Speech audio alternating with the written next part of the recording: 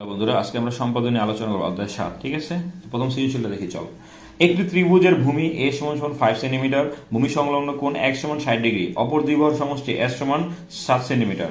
তাহলে 45, 60 এবং 75 ডিগ্রি কোণ পেন্সিল কম্পাসের সাহায্যে আঁকো। দেখো কিভাবে আঁকবা।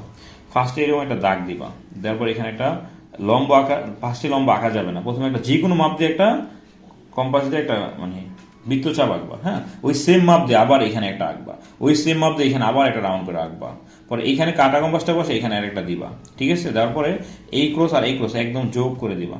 দেওয়ার পরে কি করবা, এখানে কাটা কম্পাস বসে এখানে একটা যে কোনো মাপ দিয়ে কাটবা, আবার এখানে কাটা কম্পাস বসে এখানে একটা মাপ দিয়ে কাটবা। তাহলে এখানে ক্রস হয়ে গেলো, এটার মাপ দিবা। এটাকে বলে 45 ডিগ্রি কোণ। তারপর 60 ডিগ্রি দেখো, যে কোনো একটা মাপ দিয়ে কাটবা, কম্পাস দিয়ে করবা, যে কোনো একটা মাপ দিয়ে রাউন্ড করে ঘুরাবা, ওই সেম মাপ দিয়ে আবার ঘুরাবা। ঘুরালে কি হবে, 60 ডিগ্রি কোণ হয়ে যাবে। তো এখানে বড় টান দিবা, দেওয়ার পর সেম ওই যে 90 ডিগ্রি কেমন আঁকতে হয় লম্ব, প্রথমে একটা বড় টান দিবা, পরে সেম মাপ দিয়ে এখানে একটা কাটবা, পরে এখানে বড় করে কাটবা, এখানে কম্পাস বসে এখানে আরেকটা কাটবা। তাহলে এখানে হয়ে গেলো তোমার 90 ডিগ্রি। পরে এখানে একটা দাগ ছিল, এখানে দাগ দিলে 60 ডিগ্রি। তাহলে 60 আর 90 মাঝামাঝিতে তুমি যখন যে কোনো মাপ দিয়ে একটা কোণ দিয়ে ক্রস বানাবা, ওটা হয়ে যাবে 75 ডিগ্রি। তারপরে দেখো, ত্রিভুজটি আঁকো, বিবরণ দাও।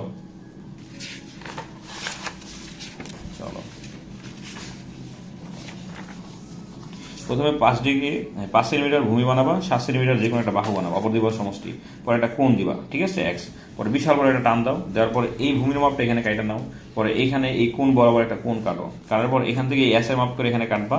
পরে কাটার পরে তো এই মাপটা এই মাপটা যোগ করবা, যোগ করার পর এই কোণের সমান করে যখন এখানে কোণ কাটবা, তখন এটা তোমার ত্রিভুজটা উৎপন্ন হয়ে যাবে।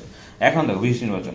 মনে করি একটি ত্রিভুজের ভূমি a সমান 5 সেন্টিমিটার, অপর দুই বাহুর সমষ্টি s সমান 7 সেন্টিমিটার, ভূমি সংলগ্ন কোণ x সমান 60 ডিগ্রি দেওয়া আছে, ত্রিভুজটা আঁকতে হবে। অঙ্কন বিবরণ: যে কোনো রশ্মি BE থেকে এর সমান করে BC কেটে নেই। বিবিন্দুতে কোণ x এর সমান করে CBF আঁকি, বিবিন্দুতে কোণ x এর সমান করে CBF আঁকি।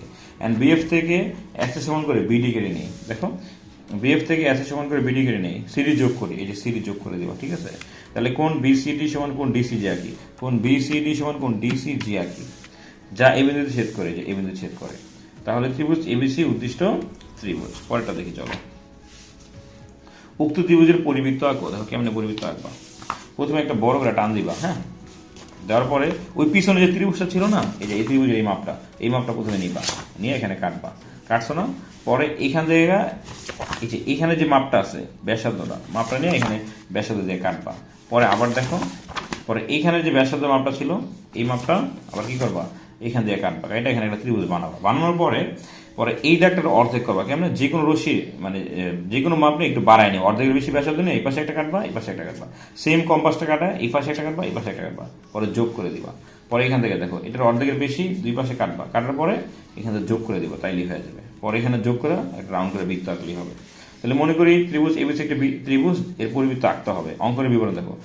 এবিসি একটি ত্রিভুজ, এবি ও এসি এর সমদ্বিখণ্ডক। এই যে এবি এবং এসি এর সমদ্বিখণ্ডক, পরস্পর ইএফ ও জিএইচ পরস্পর ও বিন্দুতে ছেদ করে। হ্যাঁ, ওকে, ও এ যোগ করি, এই যে এই দুটো যোগ করে দিতে বলছে। পরে ওকে কেন্দ্র করে ও এর সমান ব্যাসার্ধ নিয়ে একটি বৃত্ত আঁকি, ওকে কেন্দ্র করে ও এর সমান ব্যাসার্ধ নিয়ে একটা বৃত্ত আঁকবা। উক্ত বৃত্তই এবিসির উদ্দিষ্ট পরিবৃত্ত। শেষ।